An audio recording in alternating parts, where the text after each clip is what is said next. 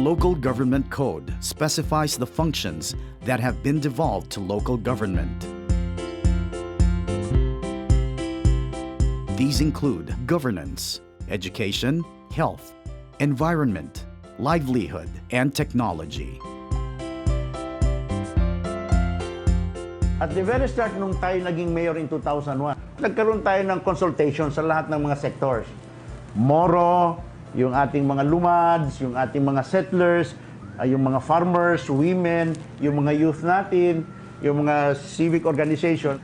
Anong gusto nating mangyari sa bayan ng UP? Most of the programs that we adopted since 2001 came out of those consultations.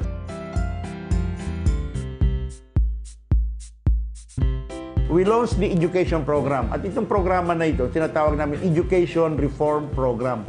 Nagkaroon tayo ng Education Summit. In other words, ano bang estado ng edukasyon dito sa bayan ng UP? Anong pwede nyong gawin para ma-realize nyo yung panaginip nyo sa inyong mga anak? Ano yung mga hindrances o ano yung mga sagabal para ma-realize ninyo yung inyong panaginip para sa inyong mga anak? Ano yung pwedeng gawin ng local government? Kinonsentrate na namin yun para na lang sa ma-achieve yung quality education. After this program, greatly nabawasan yung aming child labor.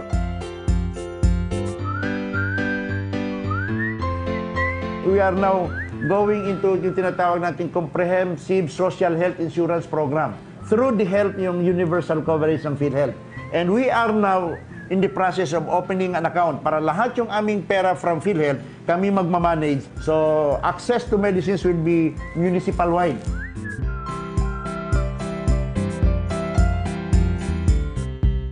Para mo-protektahan yung environment, we awarded yung mga timberland area sa mga taong nandun na. With conditions, 3 hectares lang ang pagdidistribute namin. So, gawin naman plan, yung mga kahoy, huwag nilang putulin. Alagaan nila lahat ng kahoy doon sa area. Yung mga open, binibigyan namin sila ng similya ng goma at similya ng kape para itanim for their livelihood. So with this, pangalagaan nila yung environment, pangalagaan nila kahoy, mayroon pa silang hanap buhay sa goma and sa coffee.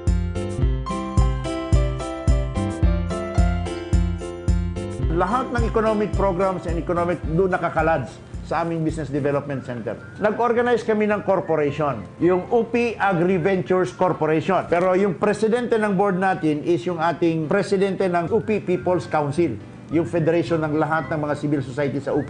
This is actually yung sinasabi nating public-private partnership. Lahat ng negosyante sa bayan ng UP are incorporators and they were able to raise 3.5 million. Sa ngayon, yung aming corporation ang nagpo-produce na. Anong pinoproduce niya? Halal organic fertilizer.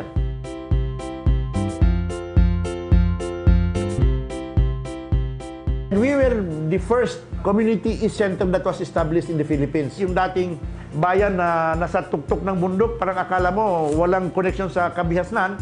Eh ngayon, we are connected to the world through wireless technology. Because of the internet, nagkaroon kami ng Community Peace Radio.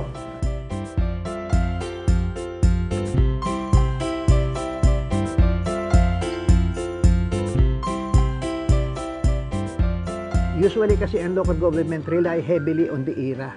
Yan ang share na nakukuha na 40% share sa LGUs. Do not concentrate on that kasi it will always come. Ang dapat mag-concentrate ka lang ay sa local sources. Yung real property tax and business tax, fees and charges, at saka yung economic enterprise. Pero ang pinakamalaki dyan sa lahat ay yung real property tax and business taxes. Yan ang bulk ng collection. Mga 80% ang nanggagaling dyan. Actually, ang number one problem in tax collection really is connivance. Kanya-kanyang hawak. Yung mga negosyante, yung may mga empleyado rito, kanya-kanyang hawak ng mga negosyo, kanya-kanyang hawak ng mga real property taxes. I-shuffle mo yung mga personnel.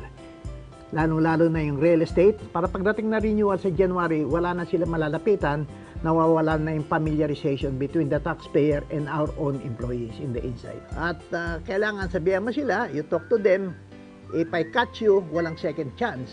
I will really go after you and remove you from office. Usually, yung aking mga natanggal, dismissal from the service, perpetual disqualification from re-entering the government service, and forfeiture of all benefits accruing to them. Pagkatapos, karamihan dito sa ating local government kasi, ang kanilang records of real property tax is still done through the index card method of recording, which is a pre-war vintage method of recording. Dapat pagkaganyan, baguhin nyo na yung sistema, magpa-computerize na kayo para maging accurate na at wala nang aregluhan. Pwede mong gamitin yung GIS, yung Geographic Information System. Through the GIS, hindi mo na kailangan pumunta house to house. Diyan pa lang computerized na. Yung German technology is actually isil. Sa lahat ng important document, kakabit mo yan. May serial number pa yan. Hindi mo pwedeng tanggalin yan at ilipat mo sa iba, mapupunit.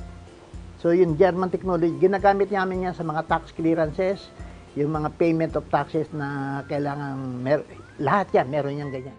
Isa pang record na ginagawa namin, yung gagamitin mo yung presumptive income level approach of taxation. Ano ibig sabihin yan? Meron tayong schedule of minimum gross per businesses. Let's say, a sari-sari store cannot declare lower than 200,000. Kung dati-dati nagde-declare ng 1,000 o 5,000, ngayon may minimum na 200,000. Kung province ka, ang pinakamalaking source niya pwede mong kunin yung franchise tax. Meron na ngayon lumabas sa Supreme Court ruling na sinasabi they are taxable both on real property and business tax, where the income emanated from. Usually, ang remedies pag may nahuli ka, papadala mo siyempre na assessment notice yan. Pag hindi sila nagbayad, that the time we resort to judicial process. So, pinakamabilis, administrative sanctions.